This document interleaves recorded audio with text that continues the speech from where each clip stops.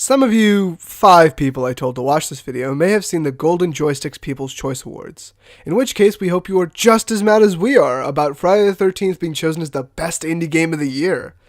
No disrespect to the team working on it, but seriously? Friday the 13th. Last year was one of the best years for indie games, and little else, so we here at Downtime Studios want to make our top 10 indie games of 2017. Even though we actually made a list of 15 and also threw in 2 extra ones we wanted to mention. It was a good-ass year, okay? A few quick disclaimers before we start climbing up the list. Obviously, we haven't purchased and played every indie game that came out in 2017. We just didn't have the budget. So if an indie game you liked wasn't mentioned, definitely write a comment about it. Additionally, every game on this list is good as hell. You can't go wrong with buying any of them, and the only thing that gives them a ranking is the personal enjoyment we got from them, and how indicative they are of the best qualities of indie games. So no, PUBG is not on the list. Okay? Okay.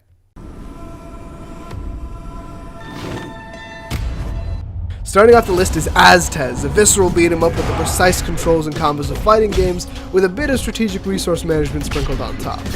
While the UI can use some more work and it can be a bit of an informational brick wall, Aztez is just damn satisfying to play. The Aztec art design adds a unique and striking visual style that makes it stand out from the crowd of other hyper-violent pixel parades that came in the wake of Hotline Miami. Strafe is a roguelite love letter to early first-person shooters in their chunky polygonal glory. It's got an amazing grasp on what makes FPS fun, with its fast movement speed, punchy sound effects, and a variety of weapons. I would turn it on, jam out to the music, and get mulched on floor 3 on any level. Copacetic.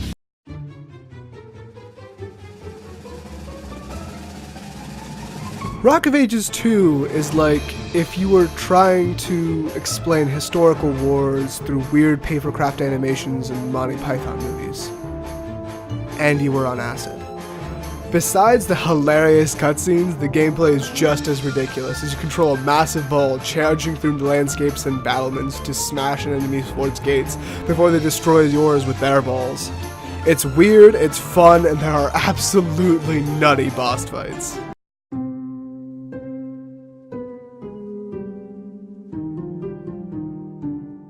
The first Reigns was a game I bought with money I had from selling PUBG crates, and it was a sweet and simple political sim that was a good-ass time. The sequel is the same, but with more charm, more variety, and more weird situations. Plus, this game's even available on your phone, and it's one of the few games that makes the mobile games market actually interesting instead of the excessively monetized garbage fire it currently is. I would highly recommend picking up Reigns or Majesty.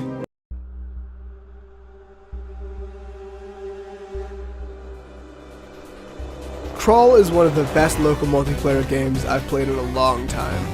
It's an arcade-inspired hack-and-slasher where the monsters and traps are operated by the other people in your living room. And I've personally been following this game since it was released on Early Access.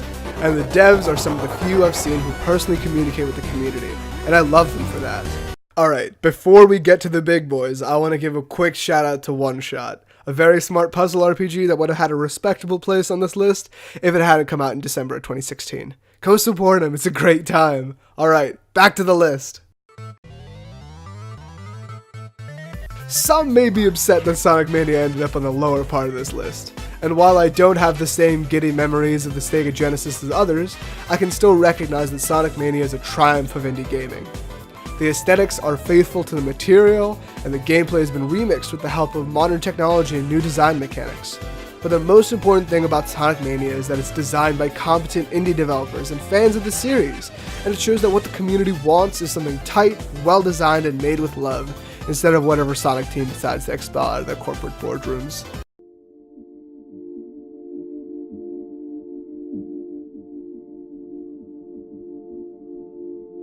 What Remains of Edith Finch is a beautiful walking simulator about coming to terms with the deaths of loved ones. You play through the story of the Finch family, and you explore their beautiful imaginations in the moments before their deaths. This game makes full use of the format to immerse you into the weird world of the Finches as you explore their history from a first-person perspective.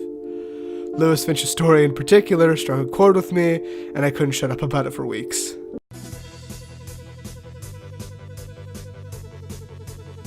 Flint Hook is a roguelite that shirks tradition by foregoing permadeath and chooses to instead focus on incredibly tight controls and a beautiful pixel aesthetic. It is also notable for being one of the few action-based indie games that plays exceptionally well with the mouse and keyboard, instead of having to get a controller adapter for your PC. It is fun, fast, and the main character looks like your 8-year-old nephew's pirate costume. What's not to love?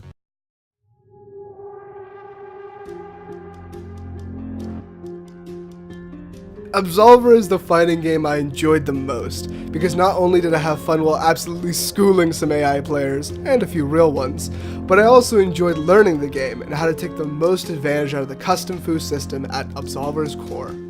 While the story is a bit light on the ground, especially compared to the other things on this list, learning how to do sweet backflip kicks by blocking precisely when other people do them creates a dynamic combat system that balances dealing damage with learning new moves to add to your own combat style.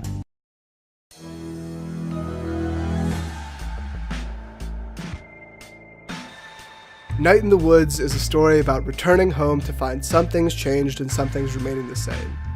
It's about growing up to be an adult, but not wanting to lose your innocence as a child. It's an inherently human story, which is funny because all the characters are woodland creatures wearing t-shirts, and it was recommended to me by a man who pretends to be a cartoon owl. While most of the game sticks to the adventure game format, where gameplay takes a backseat to the narrative and the building intrigue, there are enough mini-games that create a variety of gameplay experiences. Night in the Woods creates a beautiful fall-colored story that I can recommend to anyone.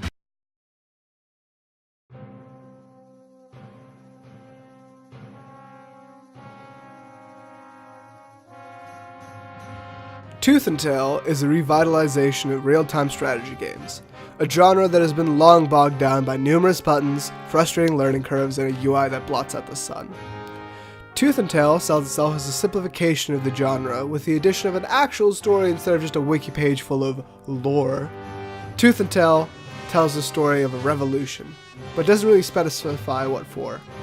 There are 4 different factions led by rats who command armies of other forest creatures. It's a compelling story that reminds me of a mix between Animal Farm and Anastasia. As far as gameplay, you control the leader of the faction, and your position serves as the cursor. You manage resources to build an army, which you lead to defend your bases and defeat the enemy simultaneously. There are a lot of different unit combinations to play as and against, making the game very diverse and engaging. That being said, there are only around 15 different units, so while the game allows for a lot of experimentation and unit combinations, it's not hard to pick up and play. This is definitely a game I would recommend to someone who's been interested in RTSs, but hasn't tried them for one reason or another.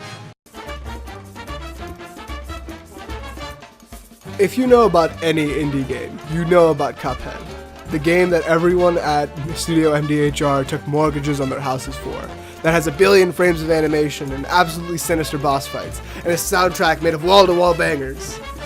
Cuphead's notoriety has been mostly attributed to the Max Fleischer-esque art style and the difficulty. And while the art style is striking and beautiful and fun, the way Cuphead handles difficulty is very smart. While similar games like Contra 3 and Gunstar Heroes have existed for a while, Cuphead improves on the old formula by adding variety, color, and most importantly, an inherently learnable difficulty curve. This creates a feeling of constantly getting better at a boss until you can absolutely rock them. I would tell you to get this game, but you probably already have it, and if you don't, smack yourself in the face.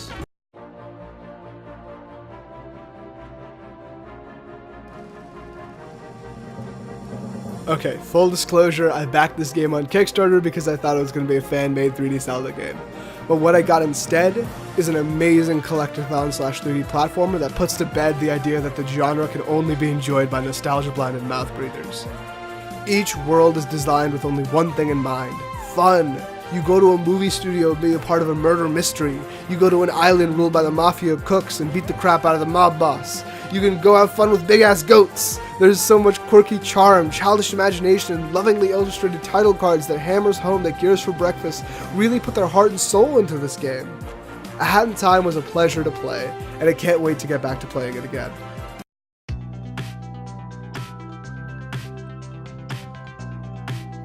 Ugh, this hurts so bad to put at number 2, but don't think it was because the third game from Supergiant Games is a slouch. Abandoning their safety net of isometric brawlers, Pyre is a hybrid of a visual novel and NBA Jam, which comes together like chocolate and peanut butter. The world of Pyre has its own history, language, legends, and races that you are given a beautifully illustrated window to experience. And the characters you meet and play with all have their own stories and struggles, which makes them seem like real characters instead of cardboard cutouts. While some may object to the strange gameplay of 3v3 fantasy basketball, the sheer spectacle of being a costume talking dog who sprints past the whole enemy team to dunk an ancient ball into a holy flame and then explodes overrules any idea we're playing something as mundane as a sweaty real-world sport. The story adapts to what games you win and lose and creates an organic story of rebellion and freedom that I played the whole 10-hour game in one sitting. Pyre's characters and worlds have such a beauty and imagination to them that personally, I say it's Supergiant's best story yet, and that's really saying something.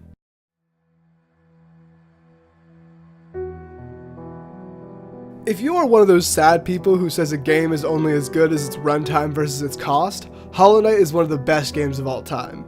If you know what the definition of the word fun is, Hollow Knight is one of the best Metroidvanias that has been made in the past decade. The dark catacombs of the underground world you explore has a whimsical, hand-drawn environment which is matched by the beautiful, somber soundtrack, giving it a lovely, bittersweet children's book aesthetic. And what it really nails beyond everything else is that sense of wonder and exploration that the genre is supposed to be known for. The world has a sense of doom and despair, but your cute little bug knight sallies forth to get stomped on by some large mutated boss monster. And while it can be frustrating, it's completely fair, and all you need to succeed is a stiff upper lip and a controller that can take a bit of abuse. For Team Cherry to come out and make this masterwork as their first major release is something to be praised for, and as an indie developer, it's damn inspiring. And that's the list. We're glad you took some time out of your day to listen to your local video game hipsters. If you like our stuff, check out our channel and make sure to follow us on Twitter and Facebook to find out about uploads. And make sure to check our Twitch page to join us as we play games we enjoy. If you want to add to the discussion, come to our subreddit, and there'll be a discussion page for each one of our videos. But I feel like I'm forgetting something. Doki Doki Literature Club is a game for dirty weebs who get scared when their anime waifus try to have complex thoughts. Fight me.